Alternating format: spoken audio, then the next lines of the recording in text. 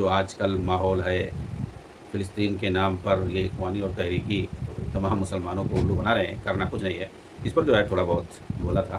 تو آئیے کتاب میں آتے ہیں کہ جب کچھ نوجوانوں نے جن کے اندر خارجی جراثیم پائے جاتے تھے، انہوں نے آ کر کے حسن بصری رحمہ اللہ سے، جو کہ اس وقت بہت بڑے عالم تھے، مفتی تھے اور قاضی تھے، ان سے جو آ کر کے انہوں نے سوال کیا۔ یوسف بن حجاج جو کہ عراق کا اس وقت گورنر تھا، اس کے خلاف یہ بڑا سخت آدمی ہے، اس نے ظلم کیا، ایسا ویسا شکایت کیا۔ تو انہوں نے منع کیا اور کہا جو ہے یہ صحیح نہیں ہے، اور حاکم چاہے وہ ظالم کیوں نہ، اسے خراب فروغ اور بغاوت جائز نہیں ہے، کیونکہ اس نے دین کے معاملے میں تمہیں کسی چیز سے تو نہیں روکا ہے۔ ٹھیک ہے، کسی پر ظلم کیا ہوگا، جائیداد ہڑپ لیا ہوگا، کسی کو وظیفہ نہیں دیا ہوگا، کسی کو نوکری نہیں دی ہوگی وغیرہ وغیرہ، تو کچھ معاملات ہوں گے، اس کا تعلق دنیا ہی سے ہوگا۔ تو دینی معاملات میں تو اس نے دخل نہیں دیا ہے۔ تو کہا ہاں یہی مسئلہ ہے، تو کیسا مطلب تم دنیا حاصل کرنے کے لیے لڑائی کرو گے؟ تو کون سا مسئلہ ہے بھائی؟ لڑائی جاؤ کرو، مار کھاؤ گے تو مت چلانا پھر۔ ہاں لیکن اگر شرعی تو مسئلہ پوچھنا چاہتے ہو تو یہ جائز نہیں ہے شریعت کے حساب سے، یہ انہوں نے کہا ہے۔ اور کہا کہ جو ہے تم یہ جو بات کہہ رہے ہو یہ دینی غیرت نہیں ہے، یہ دنیاوی غیرت ہے۔ تمہارا مال، تم کو مال حاصل کرنا ہے، تم کو جائیداد اور عہدہ حاصل کرنا ہے، اسی لیے جو ہے تم فکر میں ہے، تو تمہیں دینی غیرت نہیں دنیاوی غیرت ہے۔ ٹھیک ہے، اور یہی چیز موجودہ دور میں سیاست ہو رہی ہے اخوانیوں اور رافضیوں اور تحریکیوں کی طرف سے، اور جو بھی سیاست زدہ مسلمان ہیں ان کے اندر یہ چیز دیکھی جا رہی ہے کہ وہ اسلام کو شعار بناتے ہیں اور اسی کے نام پر یہ فروج بغاوت اور لڑائی کرتے ہیں، فتنہ فساد پھیلاتے ہیں اور قتال مچاتے ہیں، مسلمانوں کی تکفیر کرتے ہیں اسی بنیاد پر، اور حکمرانوں کو طاغوت کہتے ہیں، اور ان کے یہاں سب سے بڑا شرک ہے۔ اور باقی جو قبروں پہ شرک ہو رہا ہے وہ کہہ رہے ہیں کہ وہ حرام ہے زیادہ سے زیادہ، یعنی قابل معافی ہے، لیکن یہ طاغوت ہیں، ان کی تم غلامی کر رہے ہو، شرک کر رہے ہو، یہ جو ہے کبھی نہیں معاف ہو سکتا، اسی لیے کافر کہتے ہیں، تکفیر اسی لیے کرتے ہیں۔ حالانکہ یہ جو ہے حکمرانوں میں اور حاکمیت میں شرک وغیرہ کا کوئی تصور نہیں ملتا ہے۔ جی ہاں، ارے بھائی کسی انسان کو چلو حاکم مان لیا ہم نے، تو حاکم ماننے سے کوئی غلطی تھوڑی ہے، کیونکہ انسان بھی حاکم ہوتا ہے۔ اللہ تعالیٰ بادشاہت دیتا ہے تو جو بادشاہت جس کے پاس ہوگی وہ بادشاہ نہیں ہوگا، وہ حاکم نہیں ہوگا۔ اللہ تعالیٰ تو خود کہہ رہا کہ میں بادشاہ بناتا ہوں، تو اللہ تعالیٰ خود انسانوں کو بادشاہ بناتا ہے۔ جی ہاں، اللہ تعالیٰ نے جالوت کو جو ہے بادشاہ بنایا تھا، انہوں نے جب کہا کہ بادشاہ دے دو ہمیں، تو بادشاہ بنا دیا، اللہ تعالیٰ نے بادشاہ عطا کی۔ تو حکومت حاکم دینا، بنانا، حکومت دینا، بادشاہ دینا، یہ تو اللہ کی طرف سے ہے بھائی، اور اللہ تعالیٰ حاکموں کا حاکم ہے، بادشاہوں کا بادشاہ ہے، تو ظاہر سی بات ہے بادشاہ ہوں گے تبھی تو بادشاہوں کا بادشاہ ہوگا، حاکم ہوں گے تبھی تو حاکموں کا حاکم ہوگا۔ تو حاکم کسی کو مان لینا، چاہے وہ حاکم وہ مسلمان ہو یا کافر ہو، کوئی بھی ہو، حاکم ماننا ورنہ شرک نہیں ہے جو یہ لوگ کہنا چاہتے ہیں۔ یہ موجودہ دور کی بدترین خارجیت اور جو بدعت ہے، بھائی کسی کو حاکم ماننے میں کیا ہے؟ ہاں حاکم اگر کوئی غلط کام کرنے کے لیے کہتا ہے، اس کو آپ کر رہے ہو تو یہ غلط ہے۔ اگر وہ شرک کرنے کے لیے کہے، وہ کفر کرنے کے لیے کہے، اور تم اس کو مانو اور کرو، تب یہ جو ہے شرک ہو جائے گا، کفر ہو جائے گا، گویا اس کے کہنے میں تم شرک اور کفر کر رہے ہو۔ اسے تو اسلام نے روکا ہے، یہ تو خود کہا ہے قرآن میں کہ اگر تمہارے ماں باپ تم کو شرک کی طرف بلائے تو مت شرک کرو، وہاں نافرمانی کر دو۔ تو جہاں اللہ کی معصیت ہو رہی ہو وہاں کسی مخلوق کی جو اطاعت نہیں ہے، چاہے وہ ماں باپ ہو، چاہے وہ کوئی حاکم ہو یا کوئی بھی ہو۔ تو حاکم کی جو اطاعت ہے وہ چاہے مسلمان ہو یا چاہے کافر ہو، چاہے جو جسے ماں باپ چاہے مسلمان ہو یا کافر ہو ان کی اطاعت ہے، ایسے حاکم کی بھی اطاعت ہے۔ جی ہاں، لیکن کن چیزوں میں؟ صرف جائز چیزوں میں، شریعت کے خلاف کوئی چیز نہ ہو۔ شریعت کے خلاف اگر کوئی حکم دے رہا ہے، کوئی چیز کرنے کے لیے کہہ رہا ہے، تو وہاں پر خاموش رہیں گے، وہاں پر ہم نہیں کریں گے، باز رہیں گے، نہیں جائیں گے وہاں پہ، وہ کام نہیں کریں گے۔ تو اللہ کی جہاں نافرمانی ہو رہی ہو، شریعت کی جہاں پر جو ہے مخالفت ہو رہی ہو، وہاں پر کسی کی بات نہیں مانی جائے گی۔ یہ تو قرآن میں کہا گیا ہے، اور ماں باپ کو لے کر کے، اور حدیث کے اندر تو صاف صاف عموم ہے، لا طاعۃ لمخلوق، کسی مخلوق کی اطاعت نہیں ہے، چاہے وہ ماں باپ ہو، چاہے وہ استاد ہو، دوست ہو، چاہے وہ جو ہے حاکم ہو، گورنر ہو، کوئی بھی ہو، بادشاہ ہو، یا کوئی بھی ہو، کسی بھی دھرم کا، دین کا ہو، مذہب کا ہو، سیکٹ کا ہو، کیسے باشد نوعیت اور عہدہ کی کوئی بھی شکل ہو، اور اس کی جو ہے مذہب اور دھرم کی کوئی بھی شکل ہو، اس کی جو ہے فرما برداری صرف اور صرف اسی وقت کی جائے گی جب وہ دین کے مخالف نہ ہو کوئی کام۔ جی ہاں، دنیاوی ہی معاملات کیوں نہ ہو، لیکن یہ ہے کہ شریعت کے خلاف ورزی نہ ہو رہی ہو، دین کے جو ہے خلاف نہ ہو کام، اصل یہی ہے۔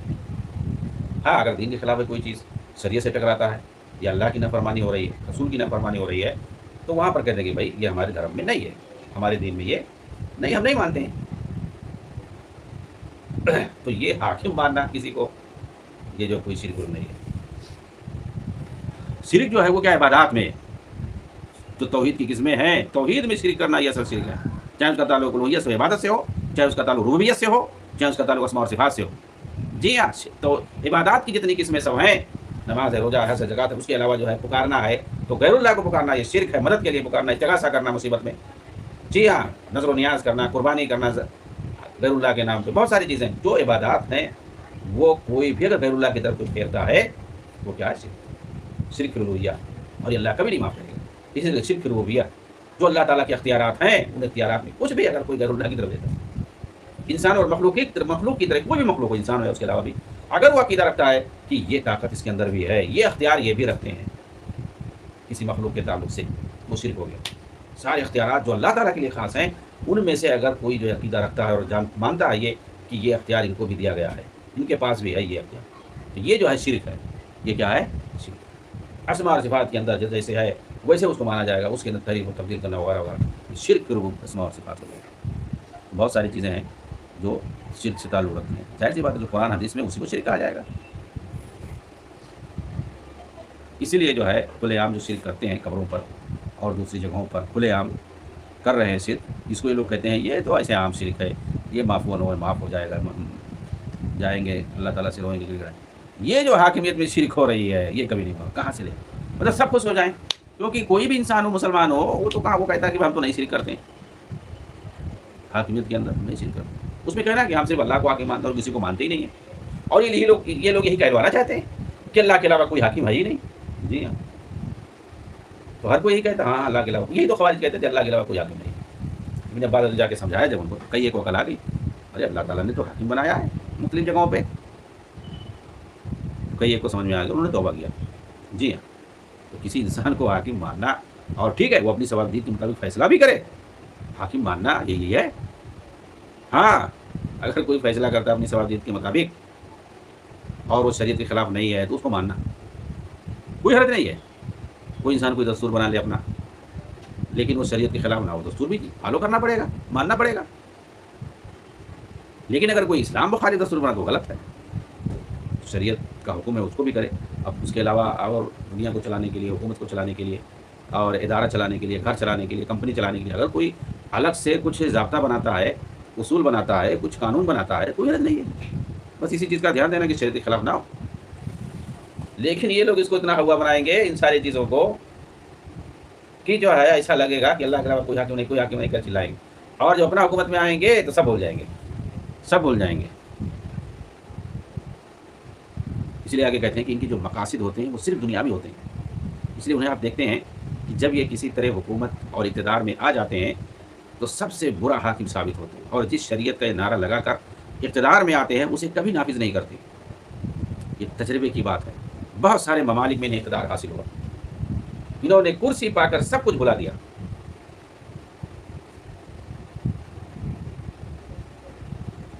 आगे भी मिसाल दे रहे हैं, शियों ने अब्बासियों को बनु उमैया के खिलाफ भड़काया, अब्बासियों के नाम पर शियों ने बगावत की क़ियादत की, लेकिन जब अब्बासियों की हुकूमत आ गई तो ये बनु उमैया के खिलाफ, तो ये बनु उमैया के मुकाबले में बहुत ही कमज़ोर साबित हुई। दोनों हुकूमतों के दरमियान बहुत बड़ा फ़र्क पाया गया, यानी बनु उमैया और अब्बासिया। फिर इसी तरह अब्बासी हुकूमत के ख़िलाफ़ बहुत से लोग इस्लाम पर गैरत के नाम से उठे, तो देखा गया उनमें से कुछ ज़नादिक़ा थे, कुछ गुमराह थे, कुछ फितनों का शिकार हो चुके थे। तो इस्लामी गैरत के नाम पे आने वालों को आप मत समझो कि ये जो है पक्के और सच्चे मुखलिस मुसलमान होंगे। किसी चीज़ का नाम लेकर के फसाद मचाना, इसमें ज़रूर गड़बड़ी होती है।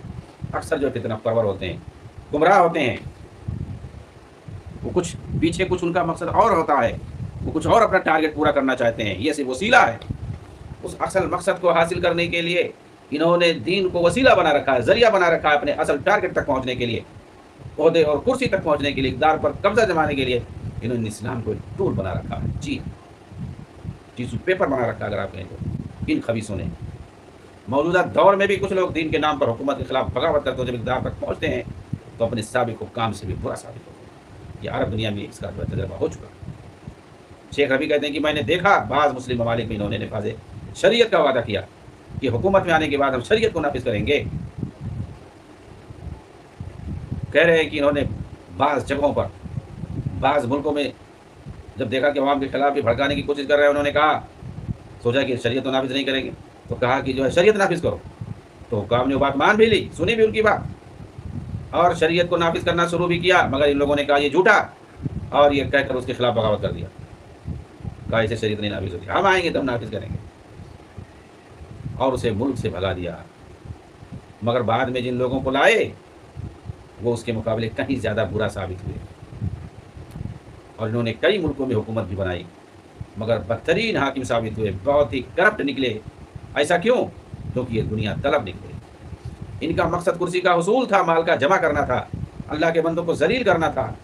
اللہ تعالیٰ فرماتا ہے تلک الدار الآخرہ نجعلها للذین لا یریدون غلوا فی الارض ولا فسادا والعاقبۃ للمتقین. یہ آخری گھر آخرت ہم اسے ان لوگوں کے لیے بناتے ہیں، یا آخرت ان لوگوں کے لیے جو نہ زمین میں کسی طرح سے تکبر کرنے کا ارادہ کرتے ہیں، اونچا بڑھنے کا ارادہ کرتے ہیں، اور نہ ہی کسی فساد پھیلانے میں حصہ لیتے ہیں. اور اچھا انجام تو اللہ کے نیک بندوں کے لیے. یہ سیاسی لیڈران زمین کے اندر تکبر اور فساد چاہتے ہیں، یہ بگاڑ کی اصلاح کے نام پر آتے ہیں کہ یہ ہم فساد ہے، بگاڑ ہے، ہم اس کو ختم کریں گے. بہت فساد پھیل چکا ہے، کرپشن پھیل چکا ہے، اور جو ہے گھوٹالہ کر رہے ہیں یہ لوگ جو حکومت میں ہیں. ہم آئیں گے تو سب کچھ ختم کر دیں گے، اور جو ہے یہ لوگ بے روزگاری عام ہے، ہم لوگ آئیں گے تو 2-2 کروڑ بے روزگار دیں گے ہر سال، وغیرہ وغیرہ. دنیا بھر کا جو ہے ہم تمہارا یہ کر دیں گے. اس طریقے سے یعنی جو ہے اصلاح کے نام پر آتے ہیں، لیکن جب جاتے ہیں تو اس سے کہیں زیادہ بگاڑ پیدا کرنے جاتے ہیں. اصلاح تو کرتے نہیں، اور مزید جو ہے ملک کو تباہ اور برباد کر کے جاتے ہیں. اس کی مثال جو ٹونس ہمارے سامنے 2011 میں وہاں پر بغاوت کر کے فتنہ فساد مچا کر کے وہاں پر انہوں نے حکومت حاصل کی. جی ہاں، حکومت حاصل کی، اور پھر اس کے بعد 4 سال، بس زیادہ نہیں، 4 سال میں ان کو بھی بھاگنا پڑا.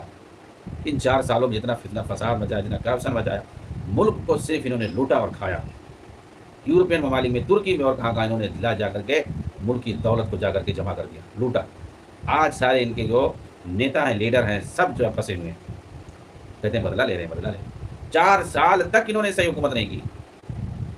ہر چیز کی آزادی ان کے زمانے میں، یعنی پہلے وہاں پر شاہی حکومت تھی، ملک میں ہر چیز کی فراوانی تھی، خوشحالی تھی، اور جب انہوں نے آئے تو کنگال بنا کے چھوڑا، سب لوٹ لیا. اب اس کے بعد ایک آدمی جب کھڑا ہوا، باہر سے انہوں نے کھڑا کیا، تو اخوانیوں نے، ایک جج تھا، وکیل تھا، جج تھا، اور اس کا نام عمر قیس ہے شاید. تو قیس اس کا نام ہے. تو اس کو جو ہے لوگ لائے، تو شروع میں لائے تو اس کو جو ہے لوگ کبھی عمر بن خطاب کہتے تھے، کبھی خالد بن ولید کہتے تھے، بڑی تعریفیں کرتے تھے. لیکن جب اس نے دیکھا کہ یہ کتنے جو ہے کرپٹ ہیں، ملک کے کتنے غدار ہیں یہ لوگ، یہ صرف جو اپنی جماعت کو دیکھتے ہیں، اپنی جماعت کی بات کرتے ہیں، نہ اس کے علاوہ کسی کی سنتے ہیں، نہ اس کے علاوہ کسی کی بھلا چاہتے ہیں، یہ ملک کے بھی خیر خواہ نہیں ہیں. دوسری جماعت کو تو چھوڑو، یہ ملک کے غدار ہوتے ہیں. جب اس نے پورا دراسہ کیا اور اس کی حکومت مضبوط ہو گئی تو ان سب کو پکڑنا شروع کیا. جی ہاں، اور سب کے خلاف اس نے کیس درج کروایا، جتنا کرپشن کیے تھے، جانچ سب پر بیٹھا دیا. اس کے بعد سب لوگ پھنسنا شروع ہوئے ایک طرف سے، تو جانچ کرنا شروع، جانچ میں سب پھنس جائیں گے جتنا گھوٹالہ کیا ہے، کرپشن کیا ہے. اب جو ہے جب جانچ کروانا شروع کیا اور ایک کے بعد دیگرے سب پھنسنا شروع ہو گئے، اور جو وہاں ان کی جماعت میں سب سے بڑا آدمی تھا، اس کا کیا نام تھا، راشد غنوشی، وہ جو ہے کروڑوں کا کتنے کا گھپلا کر کے بیٹھا ہوا تھا، ترکی میں اور دوسرے ملکوں میں پیسہ جمع کر کے رکھا، وہ پکڑا گیا. اسی کو جو ان کا مین تھا، ان کا جو رئیس تھا، جو چیئرمین تھا، اصل جو تھا، مرشد راشد غنوشی، بہت کرپٹ انسان ہے. صاف وہ کہہ رہا تھا جب حکومت میں آیا ہے کہ حکومت کی ذمہ داری نہیں ہے کہ کون نماز پڑھ رہا ہے، دیکھے کون نہیں نماز پڑھ رہا ہے، کون مسلمان ہے، کون کافر ہے، کیا ہے، کون مسجد جا رہا ہے، کون جو ہے کون مسجد جا رہا ہے، کون گرجا جا رہا ہے، کون شراب کھانے میں جا رہا ہے، کون کہاں جا رہا ہے. یہ جو ہے حکومت کا کام نہیں ہے.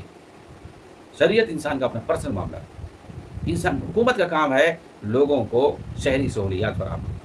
صاحب اس نے کہا، ارے بھائی تو شہری سہولیات، تو پہلے تم کیوں نعرہ لگا رہے تھے کہ شریعت کو نافذ کریں گے؟ اسی کی طرف جو ہے اشارہ کیا. شیخ ربی نے یہی کہا ہے کہ وہاں بغاوت کیا، حکومت قائم کیا، وہاں کا جو حاکم تھا اس کو ملک سے بھگا دیا. علی زین العابدین اس کو بھگا دیا. ملک کے اندر خوشحالی تھی، انہوں نے آ کر کے ملک کو برباد کر دیا. اسلام کے نام پہ پبلک جو دیوانہ ہو جاتی ہے. بھائی اسلام کی شریعت نافذ ہو، کوئی وعدہ کرے تو دیوانہ ہو ہی جائے گی. لیکن اب سب سمجھ گئے، اب ان کے فیر میں نہیں آئیں گے، ان کے جھانسے میں نہیں آئیں گے.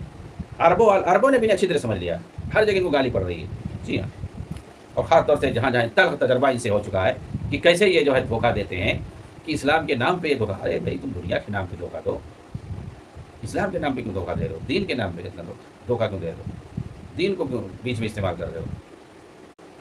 तो बहरहाल जब उसके बाद ये कैस ने, जो वहाँ का कैस सईद नाम है, कैस सईद ने जब, हालांकि नहीं इखवानियों ने उसको सपोर्ट करके हुकूमत दिलाई, लेकिन वो पढ़ा लिखा इंसान और वो थोड़ा मतलब आज़ाद ख्याल का इंसान, और वो इखवानियों से जुड़ा हुआ था नहीं, जाहिर सी बात। तो फिर जो है उसने इन लोगों के खिलाफ एक्शन लिया, जैसे जमाल अब्दुल नासिर। जमाल अब्दुल नासिर तो इखवानियों में था पहले, और सब मिल करके जो है बगावत किए थे। जी हाँ, और हुकूमत पे कब्जा कर लिए। लेकिन ये इखवानी चाहते थे कि जो जमाल अब्दुल नासिर है वो सिर्फ एक फ़ौजी जनरल है, एक फ़ौजी चीफ है, चीफ आर्मी है, आर्मी चीफ रहे, बस उसके अलावा कुछ नहीं। और बाकी जो हुकूमत है ये जमात करेगी। जमात का जो मुर्शिद है हसन हुज़ैबी असल हुकूमत करेंगे, हाकिम होंगे, यानी सदर के तौर पे रईसुल जमहूरिया होंगे, जमहूरियत कायम करेंगे। रईसुल जमहूरिया जो है ये होंगे, और सारा जो है मलाई खाएंगे। और ये जमाल अब्दुल नासिर वो अपना उसको चीफ बना दो, चीफ आर्मी। उसने कहा ऐसे सब नहीं चलेगा, क्योंकि फ़ौज उसके हाथ में है। कहा ऐसे नहीं चलेगा, देखो इखवानी जमात जो है ये एक दीनी जमात है, ठीक है? तुम लोग औकाफ जो है वज़ारतुल औकाफ ले लो, और बाकी जो हुकूमत के वजारतें हैं, बाकी जो कलमदान है वो अपने पास रहेगा, और मैं चीफ आर्मी भी रहूँगा, रईसुल जमहूरिया भी रहूँगा, सब रहूँगा, और सब मेरे जो है ज़ेर निगरानी सारे कलमदान रहेंगे, ठीक है? तुम लोग ठीक है, दीन का मामला है, तुम वज़ारतुल औकाफ ले लो, और तुम लोग जो है इस्लामी शरीयत नाफिज करो जा करके। बाकी जो है जो दूसरी जो वजारतें हैं, दुनियावी मामला देखना है वो सब मैं देखूँगा, और तुम लोग क्या करो, जाओ अपने हिसाब से तुम काजी मुतय्यन करो, अपने हिसाब से तुम दाई मुतय्यन करो, मस्जिदों का इमाम मुतय्यन करो, वज़ारतुल औकाफ ले लो, वज़ारतुल औकाफ वज़ारतुश शूनुल इस्लामिया, और करो तुम। और हसन हुज़ैफी को उसने कहा तुम जो रईसुल जो औकाफ बन जाओ। जी हाँ, तो ये लोग जो है बौखला गए कि हम लोग तो जैसे सोचे थे, ये तो एक रुकन था इखवानी जमात का, और ये तो जो है रईस चीफ आर्मी है, और पूरी जो फौज इसके हाथ में, ये बहुत कुछ समझ रहा है अपने आप को। सब जो गुस्सा होकर के उठ के भाग गए। उसके बाद जो है जमाल अब्दुल नासिर ने हसन हुज़ैफी को बुलाया, जो कि हसन बनना के बाद दूसरे मुर्शिद हसन हुज़ैफी को बुलाया, और उसके बाद कहा देखो ऐसा है, तुम वज़ीरुल औक़ाफ़ बनते हो नहीं, यस या नो में जवाब दो, ऐसा और वैसा। तो कुछ गुफ्तगू भी हम लोगों के दरमियान हुई, कुछ शराइत वगैरह रखे होके कि ठीक है तो शरीयत को नाफिज़ करेंगे, ऐसा और वैसा। तो सबसे पहले हमें जो है पर्दा का जो है निज़ाम कायम करना होगा, पर्दे का निज़ाम। अच्छा, इनके यहाँ पर्दे का निज़ाम यही है, सर पे दुपट्टा रख लेना बस। जी हाँ, यही पर्दा इनके, और चेहरा खुला रहे। कौन सा पर्दा है भाई? तो उसने सवाल किया, उसको पता था ये हसन हुज़ैफी की एक लड़की जो है यूनिवर्सिटी में कहीं पढ़ती थी, बाहर या मिस्र ही में, बहरहाल किसी यूनिवर्सिटी में कॉलेज में पढ़ती थी। तो जमाल अब्दुल नासिर ने कहा कि ऐसा है, ठीक है पर्दे का जो है हुक्म नाफिज करो पहले। अच्छा, तो पर्दे का हुक्म नहीं है, ये शरीयत का नफाज ये लोग पर्दे से कर रहे हैं। हाँ, तो बहरहाल नाटक है और क्या, कुछ नहीं। तो वो असल में दरअसल जमाल अब्दुल नासिर को ऐसा वो लोग डायलिमा में मुब्तला करना चाहते थे, सचोपंज में, और ये कि इसको बहरान में पैदा मुब्तला कर दो, और पब्लिक का भी खिलाफ हो जाए, औरतें सड़कों पर आ जाएँ वगैरह वगैरह इसके खिलाफ, और फिर जो है उसके बाद एक तरह से बगावत वाली कैफियत पैदा हो जाए। ये उसको फंसाना चाह रहे थे कि चलो पर्दे वाली बात करते। तो वो भी समझदार था, उसने कहा देखो ऐसा है, ठीक है, आप जो है आपकी बेटी जो कॉलेज में पढ़ती है और बगैर दुपट्टा के चलती है, आप जो सबसे पहले उसको बुर्का पहनाइए, और अपने घर की औरतों को बुर्का पहनाइए। मैं देखना चाहता हूँ कॉलेज में जाती है वो बुर्का पहन के। उसके बाद शुरुआत आप कीजिए, क्योंकि आप रईसुल औक़ाफ़ हैं, हर जिम्मेदार हैं, इखवानियों की भी जिम्मेदार हैं, तो आप अपने घर से इसकी इब्तिदा कीजिए। उसके बाद दूसरे दिन देखेंगे हम जो है उसी को बुनियाद बना के कहेंगे कि देखो भाई, इनके घर की औरतें बच्चियाँ सब पर्दे में जाती हैं, तो यही सही है और सब लोग पर्दे में चलो। अब वो बंदा भी खामोश हो गया, चला गया वहाँ से। ठीक है, उसने कहा ठीक है, अब जाना नहीं जब तक क्या कहते हैं वज़ीरुल औक़ाफ़ बन नहीं जाना। वज़ीरुल औक़ाफ़ को बनना है, ज़बरदस्ती बना दिया, ज़बरदस्ती जो उनको वज़ीरुल औक़ाफ़ बना दिया। कहा जाओ, हसन हुज़ैफी बहरहाल उन्हीं लोगों में से था एक आदमी, बना दिया, ज़बरदस्ती बना दिया, चला गया। अब ये मुझे थोड़ा सा हो रहा है कि हसन हुज़ैफी कोई दूसरा है, हाँ कोई दूसरा आदमी। इखवानियों ने मीटिंग की, जिसको बनाया था वज़ीरुल औक़ाफ़ इखवानी आलिम को, उसको बाइकाट ये लोग कर दिया। कहा जाओ तुम जमाल अब्दुल नासिर के ساتھ ہو جماعت سے تمہارا کوئی تعلق نہیں۔ بھائی جب ہم لوگ اس کا بائیکاٹ کر دیے جمال عبد الناصر کا لوگ بائیکاٹ کر دیے، یہ لوگ اپنا الگ سرگرمی شروع کر دی اب، کیونکہ لوگ سمجھ گئے کہ ہم یہ وزارت الاوقاف کہتے تھے لیکن کیا کریں گے؟ وزارت الاوقاف وزارت الشؤون الاسلامیہ یعنی جو دینی معاملات ہیں جسے سعودی میں چلتا ہے، تو دینی معاملات کو یہ لوگ کہہ رہے ہیں اس کو لے کے کیا کریں گے، اس میں کیا رکھا ہوا ہے؟ جی ہاں، اس کو حکارت سے نے ٹھکرا دیا۔ حالانکہ ایک طرح سے اگر دیکھا جائے تو جمال عبد الناصر نے غلط نہیں کہا تھا، صحیح کہا تھا کہ بھائی دین کے جو نافذ کرنے کا معاملہ ہے ساری چیزوں کا وہ سب تم لوگ دیکھو، بالکل صحیح نے کہا تھا، جیسے جو ہے سعودی میں چلتا ہے سب شروع سے چلتا چلا آ رہا ہے۔ اور یہی بات دیکھو، یہی بات جنرل ایوب نے مودودی سے کہا تھا کہ یہ سب سیاست وادت چھوڑ دو، تم ایسا کرو۔ سعودی میں جیسے مدینہ میں مدینہ یونیورسٹی ہے، وہاں کی حکومت نے بنایا ہے، اور شیخ ابن باز وغیرہ کون کون وہاں پہ پڑھاتے ہیں، اور وہاں قرآن حدیث کی پڑھائی ہوتی ہے اور پوری دنیا سے لوگ پڑھنے آتے ہیں۔ 2 کروڑ میں تم کو دے رہا ہوں، اس کے علاوہ بھی اتنا لگے گا بعد میں، مانگتے رہنا۔ ایک یونیورسٹی اسلام آباد میں بناؤ، اسلامک یونیورسٹی، اس کے ذمہ دار ہو جاؤ، اور یہاں جو ہے پورے عالمی پیمانے پر طلبا کو بلاؤ، اسی طریقے سے کرو، ایک دین کا کام کر لو۔ ہاں عالم ہو، دین کا کام کر لو، تمہارے لیے بہتر ہے۔ جو تعاون ہوگا ہماری طرف سے ہم کریں گے تمہارا تعاون، ہاں، تاکہ جو ہے سعودی کی طرح سے مدینہ کی طرح سے یہاں بھی ایک یونیورسٹی بن جائے، اور اس کے تم ذمہ دار بن جاؤ، اپنے حساب سے کرو جو کرنا ہو، اور جو پیسہ لگے گا میں دوں گا۔ اچھا مشورہ اس کا بھی تھا، لیکن ظاہر سی بات ہے یہ لوگوں کو تو دین سے تعلق ہے نہیں، اصل حقیقت یہی ہے، یہ لوگ تو عہدہ چاہتے ہیں، اقتدار چاہتے ہیں، اس کے علاوہ کچھ نہیں۔ جیسے جمال عبد الناصر کی جو ہے ان لوگوں نے بات کو ٹھکرا دیا، لات مار دیا، ویسے مودودی نے بھی اس کی بات کو ٹھکرا دیا، اور اس کے مقابلے میں فاطمہ جنہ کو کھڑا کر دیا، ایک عورت کو کھڑا کر دیا، شیعہ عورت کو کھڑا کر دیا، لڑائی وہ تھا جو یہ مودودی کا جو مسئلہ تھا، خمینی حکومت یہاں لانا چاہتے ہیں، چل بھائی لڑ لو، دیکھ لیتے ہیں۔ ایسے جو ہے مصر کے اندر اخوانیوں نے جمال عبد الناصر کا بائیکاٹ کر دیا اور کہا کہ چلو ہم لوگ دیکھیں گے، ہم تمہارے ساتھ نہیں رہیں گے۔ اس کے بعد اندر فساد اور فتنہ مچانا شروع کیا حکومت کے خلاف ان لوگوں نے، تو جمال عبد الناصر وہ بھی ایکشن میں آ گیا، کہا اچھا میں تو تم لوگ رگ رگ سے واقف ہوں، بھائی تمہارے ساتھ میں رہ چکا ہوں، رگ رگ سے واقف ہوں۔ اس کے بعد سب جماعت پابندی لگا دیا اور پورا جیل میں ڈال دیا، سب بھاگو گئی ادھر ادھر۔ بارہ اس وقت جو ہے سعودی میں اور مصر میں اختلاف چل رہا تھا، جمال عبد الناصر سے ملک فیصل اختلاف چل رہا تھا یمن کے معاملے کو لے کر کے، تو انہوں نے جو ہے جتنے وہاں اخوانی پریشان سب کو اپنے یہاں بلا لیا، کہا ہم تم کو جگہ دیتے ہیں، اور صرف مخالفت میں بلا لیا، اور بھی دیگر عرب ممالک میں لوگ آئے ادھر ادھر جلا وطنی کی زندگی گزارنے لگے۔ جی ہاں، کچھ پائے نہیں وہاں مخالفت کرنے سے۔ اب اسی جو حکومت کے ساتھ اگر مل کے رہتے اور جو دین کا شعبہ تھا اس کو سنبھال لیتے اور چلاتے تو کتنا اچھا رہتا۔ جیسے سعودی کے اندر جو ہے محمد بن عبد الوہاب رحمۃ اللہ اور محمد بن سعود، ان دونوں نے معاہدہ کیا تھا، ٹھیک ہے دین کا معاملہ آپ دیکھنا، ہم جو ہے سیاست کا معاملہ دیکھیں گے، بالکل صحیح، اور یہاں پہ اچھے سے کام ہو رہا تھا اور ہو رہا ہے۔ تو ویسے وہاں بھی ٹھیک رہتا اگر یہ لوگ راضی ہو جاتے، تو ایک بڑی تنظیم تھی دین کے نام پہ بنی ہوئی، لیکن جو تو دکھاوا تھا نا، دین کا جو چہرہ تھا وہ دکھاوا تھا، اور شیخ محمد الوہاب رحم اللہ نے جو دین کا شعبہ لیا تھا یا دین کے لیے جو ان کے یہاں جو جذبہ تھا، ان کے یہاں تو دکھاوا تھا نہیں، ان کو تو سیاست وسط سے اتنا زیادہ مطلب تھی نہیں، ان کے اندر تو دین کی طرف تھی، تو دین کے لیے نکلے تھے، اسی لیے انہوں نے ساتھ دیا کہ ٹھیک ہے۔ اور اخوانیوں کے یہاں یہ مودودیوں کے یہاں وہ چیز تھوڑی ہے، ان کو تو اصل عہدہ چاہیے، اقتدار چاہیے، وہاں جائیں اور اس کے بعد بیٹھ کر کے عیش کریں، اپنے بچوں کو امریکہ بھیجیں، یورپ بھیجیں۔ اسی لیے ان کے رگ رگ میں جو ہے اختلاف، ان کے رگ رگ میں جو فتنہ اور فساد شامل ہے۔ یہ کسی بھی جگہ رہیں گے، کسی بھی ملک میں رہیں گے، اس ملک کے خلاف فتنہ یہ برپا کرتے رہیں۔ یہ اپنے آدمی کو نہیں بوقستے ہیں، جمال عبد الناصر کا آدمی، لیکن اسی کو طاغوت کہنے لگے، سب سے بڑا جو ہے بدماش اور طاغوت وہی ٹھہر گیا، کیوں؟ اس لیے کہ وہ خلاف ہو گیا ان کی جماعت سے بھی جو نکل جاؤ فوراً طاغوت ہو جاتا ہے، جی ہاں، وہ فوراً جو ہے مرتد ہو جاتا ہے، ایسا ان کے یہاں ہے۔ تو اس کو کیوں نہیں کریں گے جب وہ مارنا شروع کر دیا ایک طرف سے، ہاں، جب انہوں نے فتنہ اور فساد پھیلانا شروع کیا تو اس نے بھی جو ہے ایکشن میں آیا، اس نے بھی مارنا شروع کیا، پابندی لگا دی، سب جو ہے جیل میں ڈال دیا، اور کتنے جو بھاگ گئے ادھر ادھر۔ اسی وقت سے یہ لوگ جو ہے بھگیڑ ہوئے ہیں، آج تک جو ہے لوگ ادھر ادھر جو ہے یہودیوں کی طرح سے بھاگ رہے ہیں، ہاں، بھاگے بھاگے پھر رہے ہیں جلا، کیوں؟ اس لیے کہ ان کے نس نس میں شرپسندی ہے، جہاں بھی یہ جاتے ہیں وہاں فتنہ اور فساد مچاتے ہیں۔ تو جو ملک جو ہے ان کو بھگا کر کے اور اپنے ملک کو ان سے پاک کر لیتا ہے، وہاں جو ہے ختم، وہاں جو ہے امن و امان، وہاں سرپسندی ختم ہو جاتی ہے، اور وہ ملک جو ہے سکون سے رہتا ہے۔ چلیے جو ہے انشاءاللہ اسی پر اتفاق کرتے ہیں، اور اس کے بعد انشاءاللہ پھر ہم جو ہے اگلے دروس کے اندر باتیں لائیں گے۔ باخر دعوانا الحمدللہ رب العالمین، والسلام علیکم ورحمۃ اللہ وبرکاتہ۔